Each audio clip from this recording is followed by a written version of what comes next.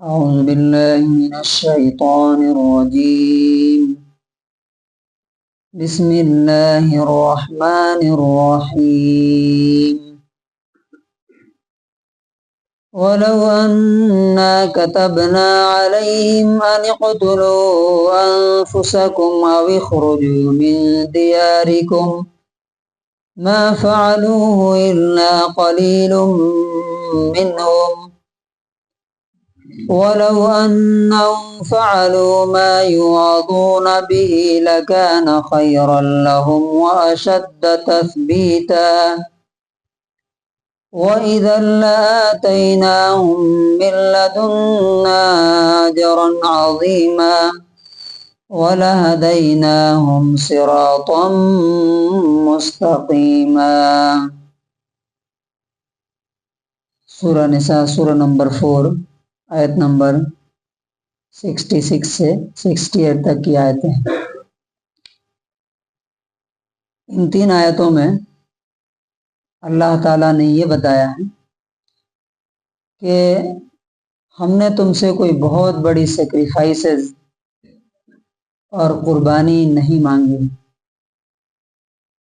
اور جو کچھ تم سے کہا گیا ہے، جو ڈیمانڈ ہے تم سے، اگر یہ تم کرتے ہو تو اس میں خود تمہارا فائدہ ہے، تمہارے لیے بہتر ہے.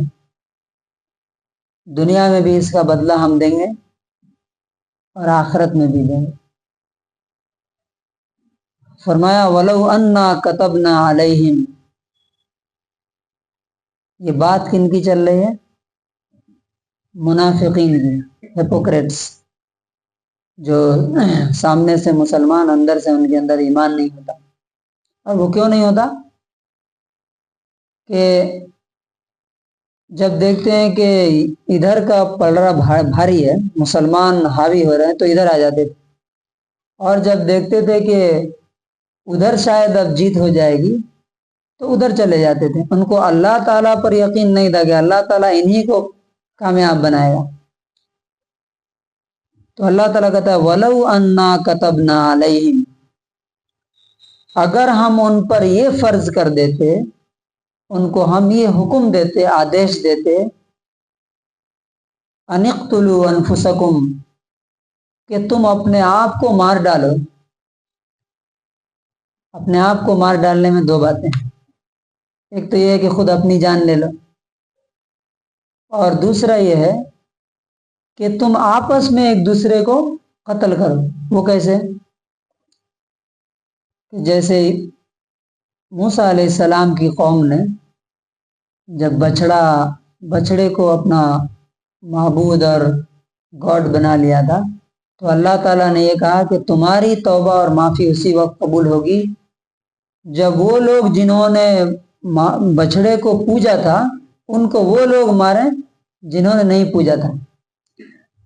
تو اللہ تعالیٰ بولتا، اچھا یہی کنڈیشن آپ دیکھیے کہ مسلمانوں اور کافروں کے بیچ کب تھی؟ جنگ بدر اور جنگ احد. ایک طرف باپ تھا، دوسری طرف بیٹا. ایک طرف بھائی تھا، دوسری طرف اس کا بھائی. اور اللہ تعالیٰ کے حکم کو انہوں نے پورا کر کے دکھایا. تب اللہ تعالیٰ نے ان کو کیا بولا؟ رضی اللہ عنہم ورضوا عنہ. اب عبیدہ ابن الجراح رضی اللہ عنہ کے بارے میں آتا ہے کہ ان کا باپ بار بار سامنے آ جاتا ہے، حالانکہ وہ نہیں چاہتے تھے اس کو مارنا، لیکن جب انہوں نے دیکھا کہ یہ تو ہم اگر اس کو بچانے کے چکر میں پڑیں گے تو ہمارا دین کیا ہو جائے گا؟ برباد ہو جائے گا. تو انہوں نے گردن اڑا دی، کیونکہ اللہ کا آرڈر ہے، جو مالک ہے ہمارا بھی اور اس کا بھی، کہ جب جنگ شروع ہو جائے تو وہاں پہ نہیں دیکھنا، وہاں صرف حق اور باطل کو دیکھنا، سچ اور غلط کو دیکھنا. أَوْ اخْرُجُوا مِنْ دِيَارِكُمْ، یا ہم یہ بولتے کہ تم گھر چھوڑ دو، تو مَا فَعَلُوهُ إِلَّا قَلِيلٌ مِّنْهُمْ، ان میں سے بہت کم گنے چنے یہ کرتے. اب جیسے صحابہ کرام کو حکم دیا گیا کہ ہجرت کر جاؤ، مائیگریٹ کر جاؤ، تو سارے کے سارے لوگ مکہ چھوڑ کے، اپنے قبیلوں کو، خاندانوں کو، گھروں کو چھوڑ کے سب کے سب ہجرت کر گئے. اللہ تعالیٰ بولتا ہے کہ ان سے تو یہ ڈیمانڈ نہیں کیا گیا تھا، یہ مدینے میں جو لوگ بیٹھے ہوئے ہیں اور اللہ رسول پر زبان سے ایمان لاتے ہیں، ان سے یہ ڈیمانڈ نہیں ہے۔ اب اللہ تعالیٰ کہتا ہے وَلَوْ أَنَّهُمْ فَعَلُوا مَا يُوعَظُونَ، اگر یہ وہی کرتے جس کا انہیں حکم دیا جا رہا ہے، جو کہا جا رہا ہے کہ ایسا ایسا کرو، تو لَكَانَ خَيْرًا لَهُمْ، یہ ان کے حق میں بہتر ہوتا، اچھا ہوتا ان کے لیے، وَأَشَدَّ تَثْبِيتًا، اور ان کو اور مضبوطی عطا کرنے والا، ان کو اور اسٹرانگ بنانے والا ہوتا۔ کس میں؟ دنیا میں بھی مضبوطی ملتی، اس سے پاور ملتا ان کو، موت کے وقت بھی ملتا، قبر میں بھی ملتا، اور قیامت کے دن بھی، ہر جگہ۔ اور اس کا نتیجہ کیا ہوتا؟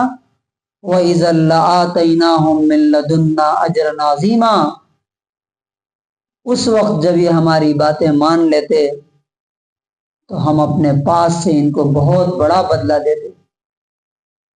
وَلَهَدَيْنَاهُمْ صِرَاطًا مُسْتَقِيمًا، اور ان کو بالکل سیدھا راستہ دکھاتے۔ تو اس آیت کا کنکلوژن اور خلاصہ کیا ہے؟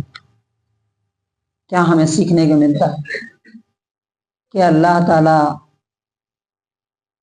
جو بھی ڈیمانڈ کرتا ہے ہم سے، جو حکم دیتا ہے، اس میں بھلائی کس کی ہے؟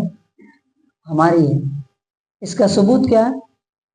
جن لوگوں نے، جب یہ قرآن اتر رہا تھا، جن کے سامنے یہ قرآن اترا، ان میں سے جنہوں نے اس پر جتنا زیادہ عمل کیا، اللہ تبارک و تعالیٰ نے ثابت کر کے دکھایا، پروف ہے ہمارے سامنے کہ ان کو اللہ تعالیٰ نے دنیا میں اتنا ہی مضبوط، پاورفل بنایا۔ اب آپ دیکھیے رسول اللہ صلی اللہ علیہ وسلم کو، پھر اس کے بعد ابو بکر صدیق رضی اللہ عنہ کو، اس کے بعد حضرت عمر رضی اللہ تعالیٰ عنہ کو، اللہ تعالیٰ، یہ لوگ دین کے معاملے میں، شریعت کے معاملے میں، اللہ کے معاملے میں کسی بات پہ کمپرومائز نہیں کرتے تھے۔ تو اللہ تعالیٰ نے کیا کیا؟ ان کو دنیا میں بھی پاور دیا، اور مرنے کے بعد ان کو جو ہوگا وہ تو عطا کرے گا ہی۔ دوسری بات کیا اس میں ہے ہمارے لیے خاص طور سے؟ دین اور شریعت پر عمل کرنا کمزور آدمی کے بس کی بات نہیں۔ ڈرپوک آدمی دین پر نہیں چل سکتا۔ کیوں؟ اللہ کی بات ماننے کا مطلب یہ ہے کہ پوری دنیا آپ کی کیا ہو جائے گی؟ دشمن ہو جائے گی ایٹومیٹیکلی۔ کیوں؟ کیونکہ آپ سب کی غلامی سے کیا ہو جاتے ہیں؟ آزاد ہو جاتے ہیں۔ اور دنیا کیا چاہتی ہے؟ آپ کو غلام بنا کے رکھے، آپ کو اپنے حساب سے چلائے۔ تو جب آپ انکار کرتے ہیں لا الہ، کہ تم ہمارے معبود نہیں ہو، تم ہمارے خدا اور گاڈ نہیں ہو الا اللہ، سوائے اللہ کے، اسی وقت کیا ہوتا ہے؟ پوری دنیا مخالف، جیسے رسول اللہ صلی اللہ علیہ وسلم کے ساتھ ہوا، صحابہ کے ساتھ ہوا۔ اب اس ماحول میں کون آدمی ٹک سکتا ہے؟ کون آدمی جم سکتا ہے؟ جو اندر سے مضبوط اور پاورفل۔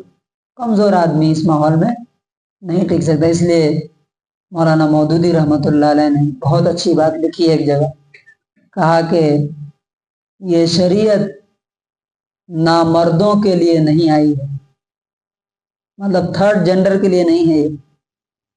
یہ شریعت، یہ قانون ہوا کے ڈائریکشن میں بہنے والوں کے لیے نہیں آئی ہے، یہ تو ان لوگوں کے لیے آئی ہے جو دھارے کے اپوزٹ چلنا، جن کے اندر اس کی ہمت، جو حالات کو بدل دینے کا حوصلہ اور عزم اور ہمت رکھتے ہوں، ان کے لیے یہ شریعت اور یہ قانون ہے۔ رہے ڈرپوک اور کمزور اور منافق لوگ، تو وہ اس پر 2 قدم بھی نہیں چل سکتے، جیسا کہ آپ نے دیکھا۔ تو اس کا انگلش ٹرانسلیشن ہے، And if we had decreed upon them, kill yourself or leave your homes, they would not have done it except for a few of them. And if they had done what they were instructed, it would have been better for them and firmer position for them in faith. And then we would have given them a great reward from ourselves. And then we have guided them to a straight path. تو اللہ تعالیٰ سے دعا ہے کہ اللہ تعالیٰ ہمیں اس کی شریعت پر پوری طاقت، ہمت، حوصلہ اور مضبوطی کے ساتھ چلنے کی توفیق نصیب فرمائے۔ جیسا اس نے بولا ہے اسی طرح ہمیں زندگی گزارنے کی توفیق نصیب